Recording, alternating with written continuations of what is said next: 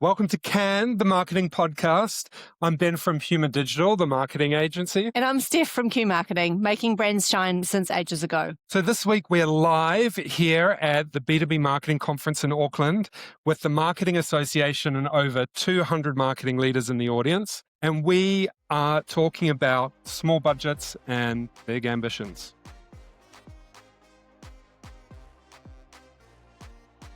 So we've got two amazing marketing leaders with us today. Firstly, Fiona Taimana, who is the GM of marketing at Noel Leeming, which is part of the Warehouse Group, where she leads marketing, digital and creative teams for retail and commercial. So B2B and some B2C today. And she has extensive marketing career, including working in the Middle East for Emirates. And her drink of choice is black tea with a side of dark chocolate. And I'm really happy to introduce Anna Henwood. So I've been fangirling over Anna for quite some time, mostly because she used to have a role as CMO at Les Mills, which is one of my favorite brands. Anna was also really instrumental in getting me to Cannes last year, which was actually how this podcast started. So Ben and I met in France, and that's how we started Can, the marketing podcast. But back to Anna, she's also the CEO of Sticky Beak. So some of you may have heard of Sticky Beak. They run insights, really great way to test products and services in market, and is working up with a very small team in SaaS globally. So welcome, Anna. So we're going to talk about small budgets, big ambitions. And as we were planning this live podcast, we came up with three key themes that we'll try and get through today. So the first one is understanding the resources that you actually have. And this is about looking beyond budget and headcount. Many organizations are sitting on really valuable assets that are underutilized, including their own customer database, social media followers, industry relationships, and partnerships. And the point here is that doing more with less often starts with activating the audiences and networks that you already have. The second principle is starting with the big rocks. So we're all stretched, we're all asked to do a lot. So instead of spreading effort across a lot of smaller activities, the focus should be on prioritizing the initiatives that will have the greatest impact.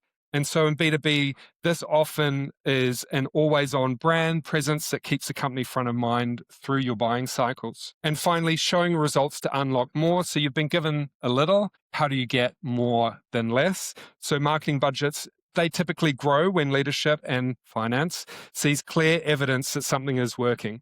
So this section will focus on measuring outcomes and communicating results internally to position marketing as a driver of growth. So to kick things off, talking about the resources that you've already got, put your hand up if you think that you've got all the resources you need to do an awesome job in your business. Some people feel under-resourced.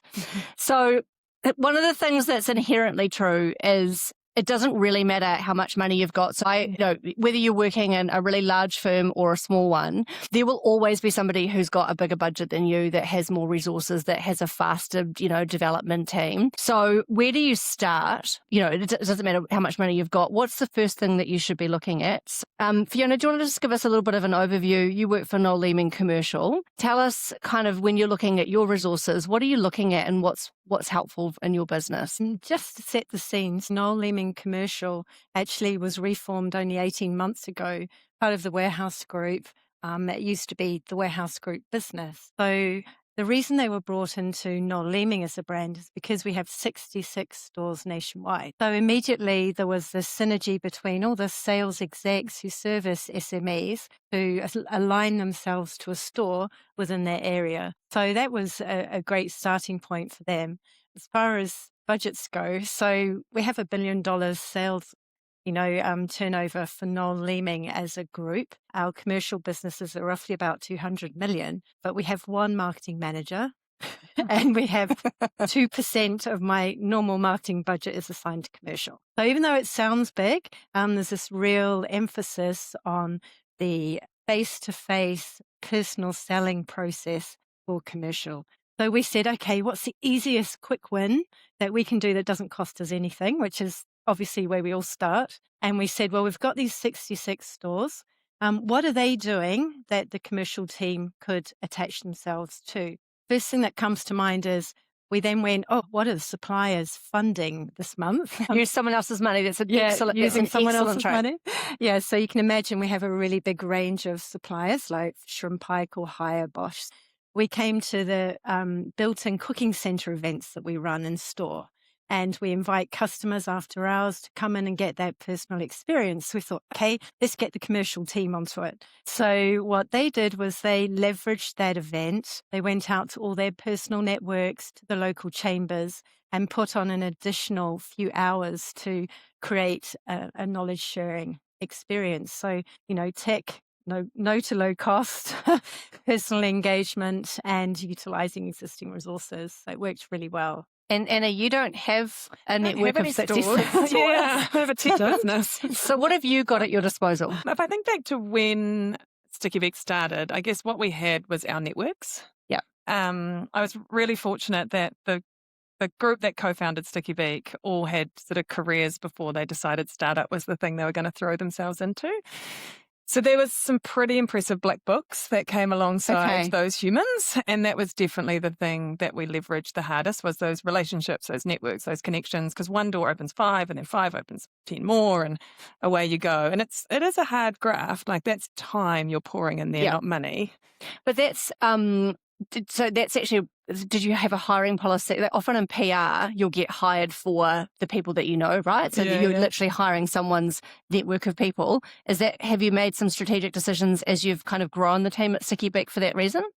Kind of. Like, we're at the stage now where we're globally expanding, and next move is the UK. Yep. So we will definitely want to pick up talent in the UK, particularly in the sales space. Yep. Who understand the market. And but my number one is functional expertise. Like, I hired a couple of salespeople last year, and the one who was amazing had no marketing background, didn't have any LinkedIn followers in that space, and has crushed it.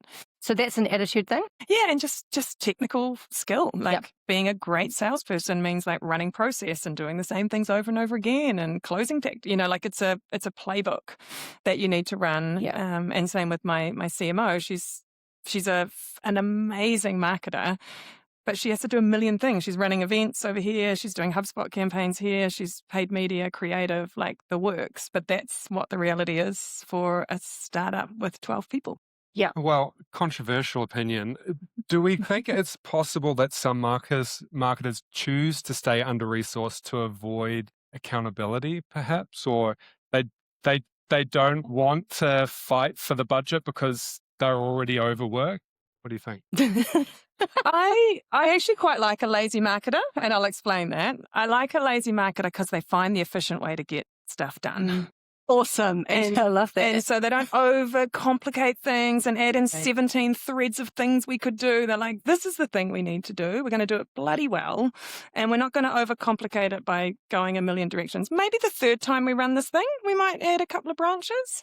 But like, I think there's a lot to be, it's hard to do marketing simply. It's easy to get carried away with like the complexity of all the integration and the connections you can do. And there's a Venn diagram where in the middle it's probably sweet. You don't want to be too basic and run something really too simple that you haven't leveraged well enough. But then there's overcomplicated as well. So sometimes when that choice is taken away from you, you've just got to. You just work a bit harder, right? You don't have a million options in front of you, so you don't really have any other choice but to just kind of make a quick decision and lean into it and make it happen. And sometimes to be ruthless. Like, I remember I was marketing manager at STA Travel, RIP, anyone who's been a student traveler. GM, no marketing background. Like, love this guy to bits, but no marketing background, but heaps of opinion. I'm sure we're all familiar with that. He was like, look, I just don't think this paid search thing is working. I don't reckon it's working. And I was like, oh, I reckon it does. And he was like, well, like, we're only 5% e-commerce and like it's, meant to be driving all our online sales. And I was like, well, this is what it's generating and this is the contact us page about to get to the stores. And then I was like, you know what? Let's just turn it off. And so I flicked the switch and I turned it off. He was back at my desk 8 days later. He's like, I've had every store in the country call me. Call inquiries down, emails are down. The only thing I could think of is paid search. Turn it back on. And I'm like, I never have to ask for paid search budget ever again.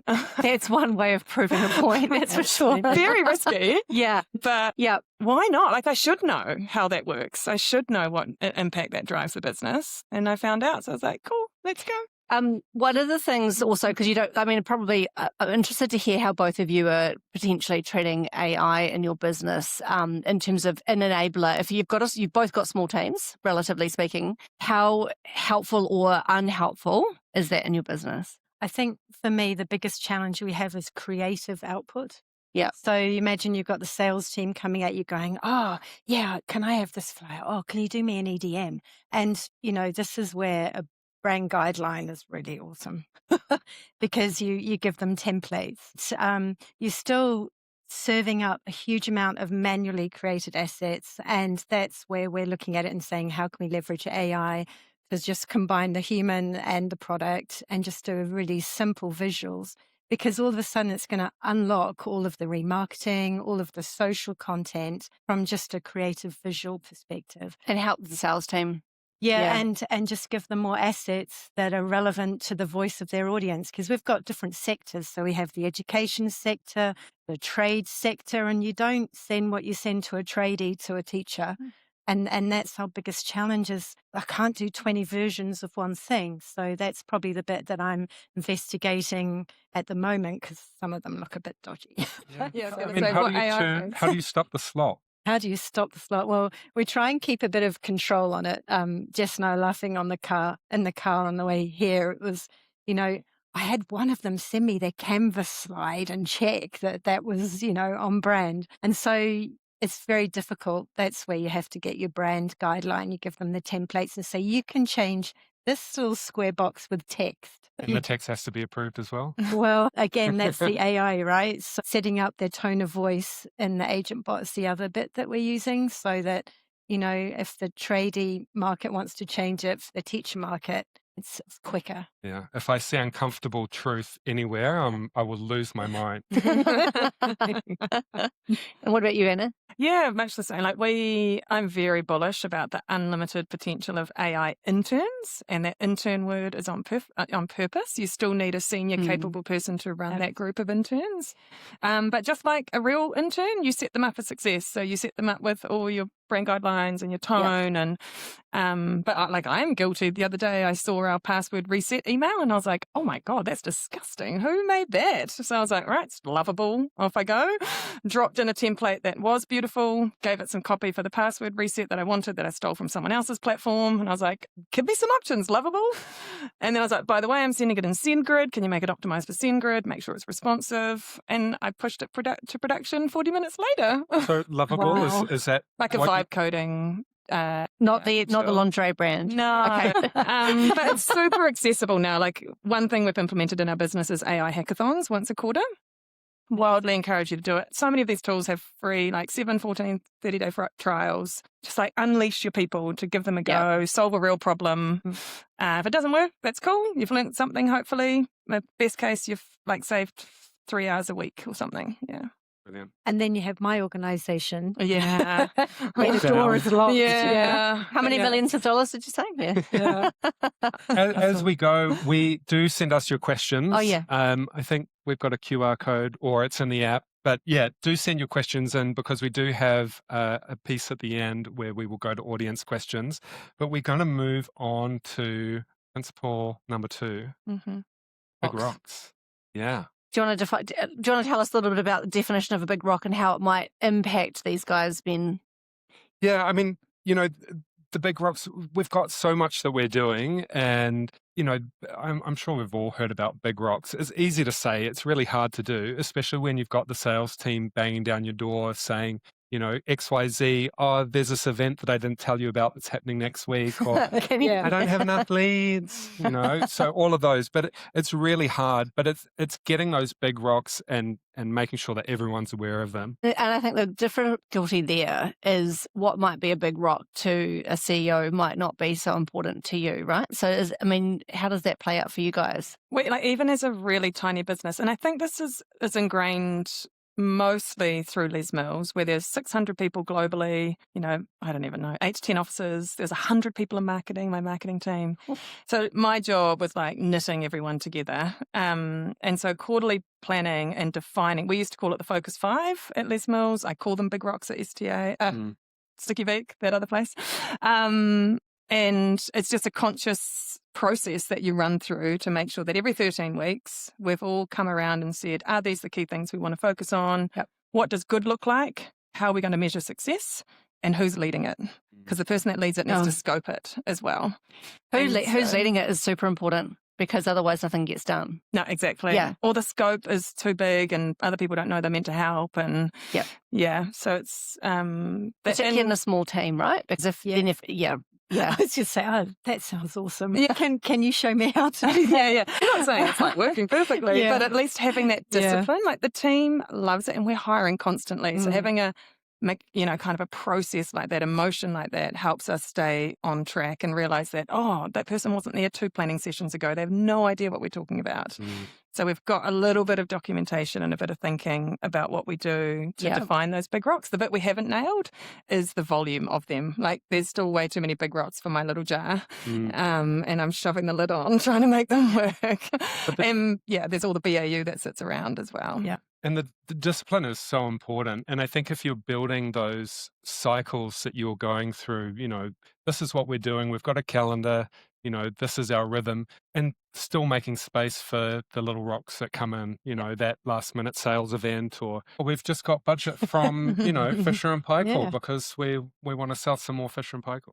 I think, like I would love to have that kind of structure, but in the economic environment that we're trading in, it's so commercially driven that on Monday when it's trading day and we look back at what commercial did and didn't do and whether they're on target, it can change that week. And the biggest challenge at the moment is being able to pivot. So our big rock really is trying to keep a solid structure in place so that we have this core group of templated activities that we turn on and off depending on what the small crisis is and which part of the business.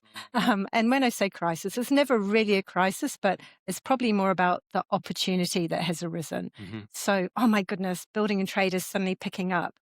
What do we do? What can we turn on for that? And as the marketing team, it shouldn't take you longer than a week. I was going to say, how fast can you move? How fast can you move? Yeah, that's right. So as much as I would, whilst we have this lovely wish list of, yes, that's a priority, there's this little hustle lane going on that we have to dip in and out of. So it sounds like maybe just leaving space for the big rock. Creating space is it. And whatever that big rock is, for the quarter or for the month. Well, and then it comes down to resourcing. So sometimes you can.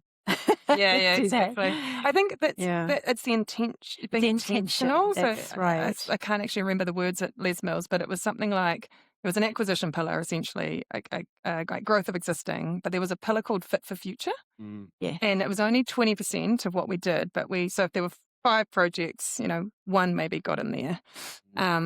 And we always made sure we had a Fit for Future project running, and maybe it wasn't as big as the others, and but if we weren't intentional about putting something in there, we were just constantly treading water. There'd be no space. You talked a little bit, Anna, about this idea of an introduce, enhance, and perfect framework for quarterly planning. Do you want to talk us a little bit about that, and what was the problem you were trying to solve when you kind of built out that framework? Yeah, so introduce, enhance, perfect. It actually started in our dev team, our product team, and it was sort of born off the problem that we wanted to go to perfect, like straight away.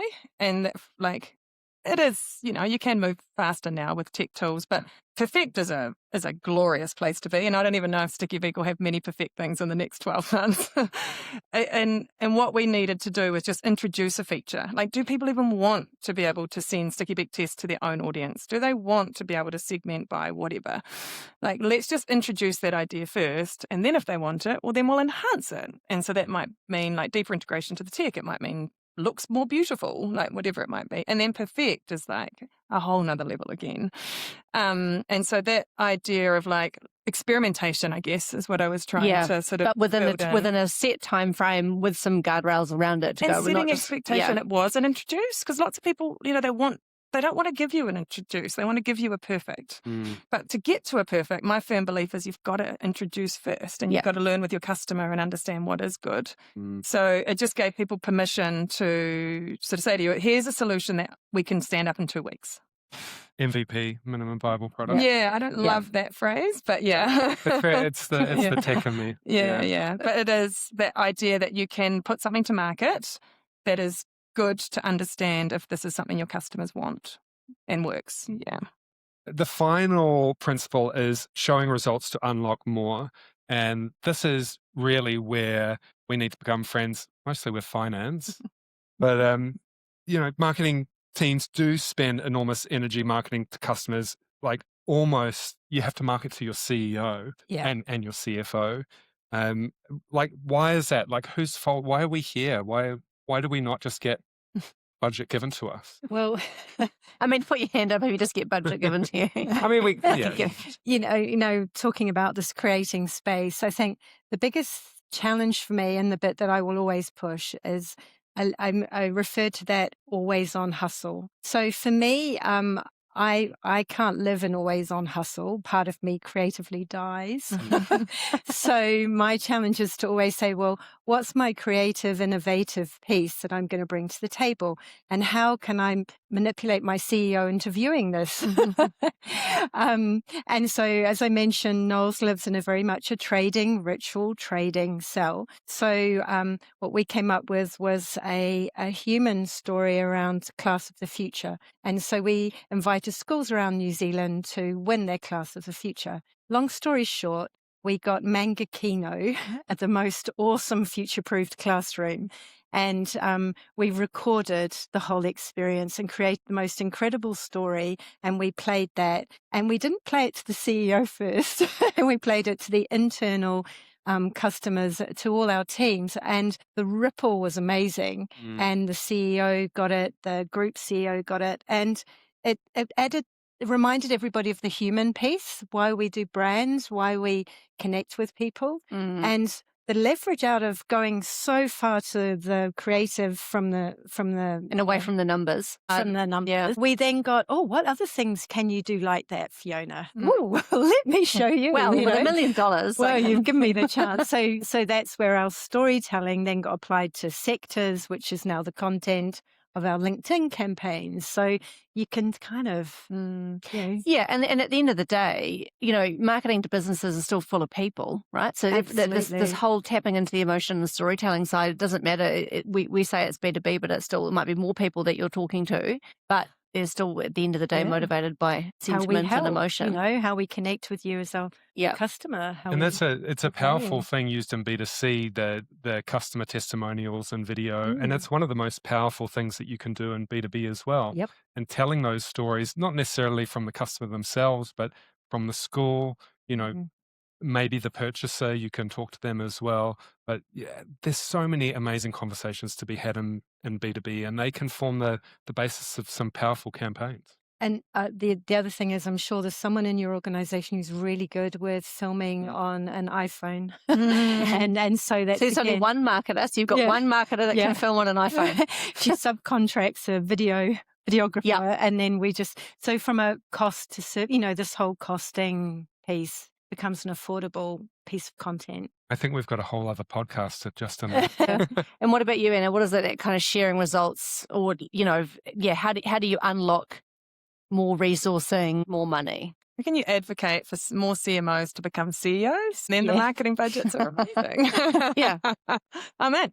Actually, to the point where when I was at Les Mills, Philip Mills was the CMO before some different changes. Anyway, I remember going in as the head of planning, and we're doing budgeting. And he was like, right, we need to do some consumer content. And he asked someone, how much would that cost? They were like, I don't know, 50 grand? He goes to me, put down 100. So 100. What is this crazy world I've stepped into? Not many people get a chance to work in that sort of organisation. Very bizarre organisation. Yeah. But I think my principle generally is little and often. And so what that means is don't save up a big quarterly 50-slide presentation. That's beautiful to, bore your C-suite peers to tears. just be constant with the impact that marketing is making. So at Sticky Beak, that looks like my CMO having a Slack channel, which lets us all know when different customers have registered for events, they've downloaded pieces of white paper content. So I am constantly seeing, she doesn't need it. She's got lists in HubSpot. Like, this is for me. This is not for her. You're on the pulse. Yeah. And so I know, oh my God, that packaging masterclass is going off. That's like up to 100 registrations already. And like, so I can just see this information all the time. Every one-on-one you have, every meeting you've got, just come in with that little piece of data that you've got. So, just, it doesn't have to be a big ta-da, but it's just constantly forcing the value that marketing's bringing to the table. With a CFO, it might be different numbers than as a CEO. Yep. But just don't, like, that is part of your role, is to, like, if you've got a team, it's about showcasing the amazing what your team's doing, but just making them aware of the things that are working. Yep. So controversially. No. Uh-oh. So I'm sure nobody in this room would be that much of a stranger to maybe having a budget cut occasionally. You guys operate fairly lean operations as it stands, relatively speaking. But if someone came to you and said, that's it, you need to cut your budget in half or your resourcing in half, what would you do? For us, and this is, thanks for guiding me in this direction. I was like, what would I do? For us, it's about market focus. So that has been my background too. Like, Tourism New Zealand is where I learned the power of tiering markets. So if you are in a global role, one of the takeaways I would love you to take from today is, if you don't understand the priority order of your markets, like, push your SLT to make that decision this week, because it just unlocks you in terms of what you do with your budget and who does what. So Tourism New Zealand, it was like tier 1 market. They got TV, they got PR, they got the works. A tier 3 market was more trade media. So you could just make these really easy decisions on how you cut your budget up based on what tier that market set in. It was very strategic and, aligned to the business's goals. So applying that to Sticky Beak, our biggest growth right now is in the UK. Our cost base is the same kind of no matter what country we sell to. And the pound is a delicious thing that is much more New Zealand dollars than a New Zealand dollar account. A customer here might pay $8,000. That would be about £4,500. So that, you can kind of, when you convert that, we're getting a lot more New Zealand dollars for our buck in the UK. So if I was being ruthless right now, that's what I would just put all my investment time and money into, is that focus. But what about you, Fiona? Yeah, I agree. The priority sectors it is for us. So which customer groups are in growth, because we know that government hasn't been lately, which B2B markets are a priority, which has the most margin.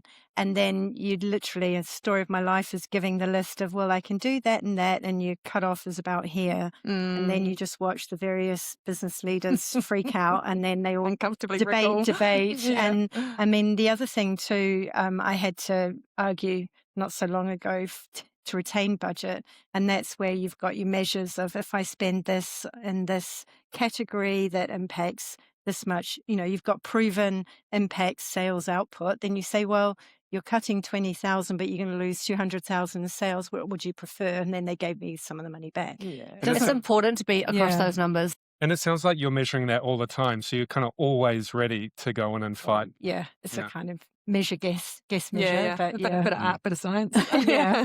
Find the graph that works. Definitely. But I think the key there is having that ready whenever you need it. Yeah. Well, also just being across your numbers, right? At all times. Yeah.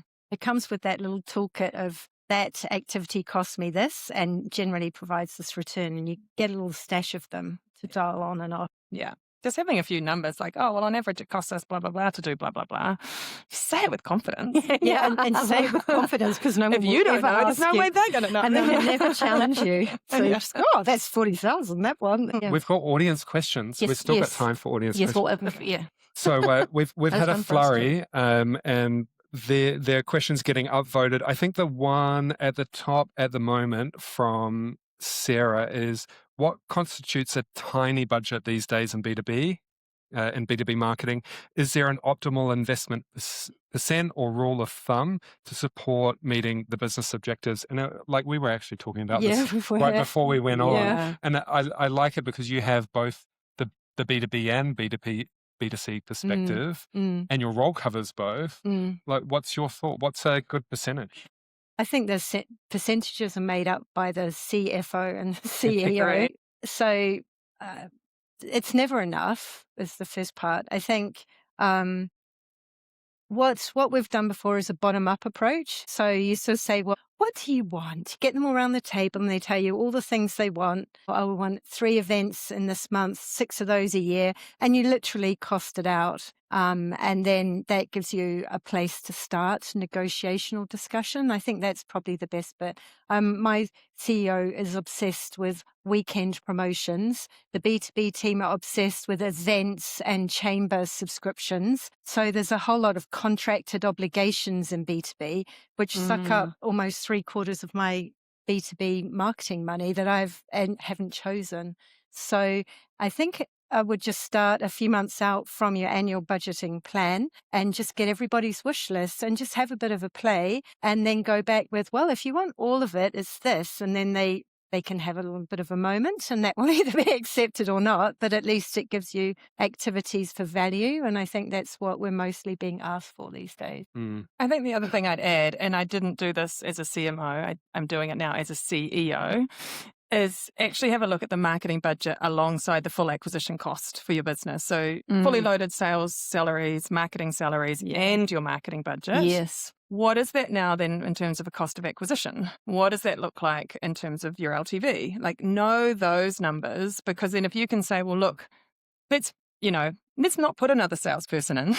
Let's actually look at that in terms of being a marketing activity. What might that look like in terms of our CAC payback and all those things that you want to be able to understand as a B2B marketer? It's the full picture, right? Not just your marketing above the line spend. And I must say, we did not do that. There's 2 very separate budgets, my marketing team and my marketing spend. Yeah. And they weren't thought of enough in combination to each other. Do you really think CEOs in New Zealand are at that level of thought? I'm just asking. The shade. I don't You mean know. counting salary? I would love to have marketing included as a total piece, but they just, there's a headcount obsession versus the. Yeah. I think in smaller businesses, I think my personal view on this is I think in the smaller the business, the because you're looking at the total P&L and you are more likely to probably look at salary count. The numbers that people throw around, it's like, well, in B2C, 20% of your marketing budget should be 20% of your revenue should be in your marketing budget. Mate, 20. No. And in B2B, it's significantly less. I think the other thing is that Ben's done some international marketing. Marketers struggle with a lot of times sales has half your marketing budget as well. And you really can't control it. So maybe, especially B2B. You technically have 7%, but you really have 3.5% because it's already spoken for. It's a good conversation to have with a CFO, though. Yeah. Like if, I think as the business understands and uses those metrics, it becomes easier for you. Like if you're the person introducing those metrics, that's a hard old road to walk. But if it's language, that's existing language around metrics and measurement and how we say spend is good, then dive in and use those to your advantage. And ChatGPT is a really good way to understand it quickly. Or Claude, if you want to go that way. Okay. Do you have another juicy question? What is the one thing small marketing teams consistently overcomplicate that they shouldn't? Everything? I don't know. You've got a team of 1, Fiona. Oh, Is there room for overcomplication? yeah. No, there's a lot of room for no. Yeah. No, I think if anything, when you've got less, it becomes very simple because you can only do so many things. And I think you just have to be really careful in what you subscribe to and where possible, try and outsource and get some interns. I mean, I had a startup and I would always be on the free student intern bender because they would educate me on all the new emerging social. So I would just sort of look out for free resource and partnerships. Learnings to build on that. I think the smaller the team, the more aware you have to be on what your skill set, your core skill set is, and when the right time is to pull in for the right job to be done. Because sometimes if you're a small marketing team, you have to be able to flex so that like you don't have the resources to pull in big agencies and stuff. So you've got to go, right, I need a specialist over here for that particular project. And recognizing that early is probably really helpful. That doesn't answer this question. I think to try and answer that question, especially if you've got a senior B2B marketer, they can actually do all the things. Mm. And Yeah. that's part of the problem is they know they can do it. So they like put it into the plan and the conversation is going, I know that is what enhance or perfect might look like, but what does introduction look like? Yeah, Like, yeah. how do we scope this to be, to fit into your 40-hour week, which is already a 60-hour week? And then how do we use that introduction to go, actually, it's worth doing more on that. So let's keep building on it versus new thing. Yeah. I quite like this question. What would you prefer to achieve big things? A larger budget, but less marketing team resource, or more marketing team resources at a smaller budget? Ooh. Team resource. Yeah. I go Budget. team resource. I'm going to go opposite. The reason I Divided. go team resources because you've got incredible tools now, like, Canva, that, programs that you can literally build every different form of creative. And I think that the digital comms plans that you can do now are so incredible. If you really know where your audience is, you can get some, building your customer database and just creating events and doing that networking, the ongoing comms, sharing your expertise, creating stories. I just think that can be done quite affordably. Yeah. And I think once you start to venture into a lot of media spend, then you're starting to work with more agencies, and then you're getting a higher cost to get to market. It's More money doesn't make you more efficient. I think there's a tipping point yeah. there. Yeah. Yeah. More money Geez, doesn't buy guys. taste as well. Yeah. It's more fun to have AI. lots of Also, budget. I was going to say. I like same argument, probably Yeah. just different answer. Yeah. Is because of the unlimited potential of AI interns.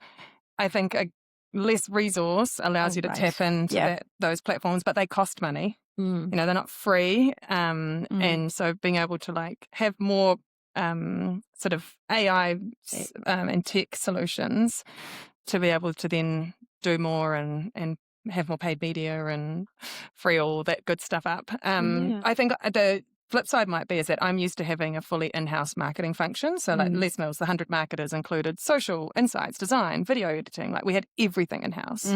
So I think of people being probably all the things that you think of being budget. So it's Yeah. probably just coming from different worlds as well. Yeah. That leans in really nicely to a juicy question from Gaia. What are some functions you'd recommend to be in-house, and what should be agency, and how do you choose in-house versus agency? Oh, it's a great question. It's hard. You can't get it wrong either. That with this, if you've got limited Can't get it resources, wrong. well, it's Can't hard. get it wrong. There's a high risk that if you make the wrong choice, it can really impact your results. If you get the wrong agency partner, for example. Like internally, we have creative, digital, and marketing. And the gap I have is I think you always need an agency partner to bring in that emerging experiences that you sit there and might not have noticed because you're so busy doing. I think an agency partnership is essential, and I think you bring your agencies in and out depending on the skill set you need. So if you're really a bit short on social, find a social agency. If you're really good on your social, but you really don't know anything about your media, then, I find that you can turn on and off different agency experts and upskill your team and then turn them on and off. Yeah. So, I do a bit of both. I think you can't be fully internal, or you just become a closed loop, and then that's fatal. Yeah. I think it's bang for buck too. Like if you don't have a big paid media budget, bringing in a salary to manage that can actually not be a great outcome. That's true. Yeah. So it depends, I think, on how much working you've media. got to work with and spend. And people do create work. People don't like to generally sit around and do nothing. They want to do great work. And so having people in-house too can create busy work. Sometimes I think too, where an agency not just does what they're briefed, but they're very good at staying in scope and on what you've asked them to do. Yeah. So I see the Devonport ferry coming in, so we're about to get blasted. This has been such a good chat. We've got a lot more questions. Yeah. Steph and I are going to dissect these, and we might do a podcast especially for the unanswered questions. We could answer them, really the rest of them. Yep. We drop an episode every week, so we're on your favorite platform. Make sure that you hit that subscribe button. I want to thank our two amazing guests, and I want to thank all of you and the Marketing Association for having us live, and looking forward to all of you joining us. Thank you. Thanks.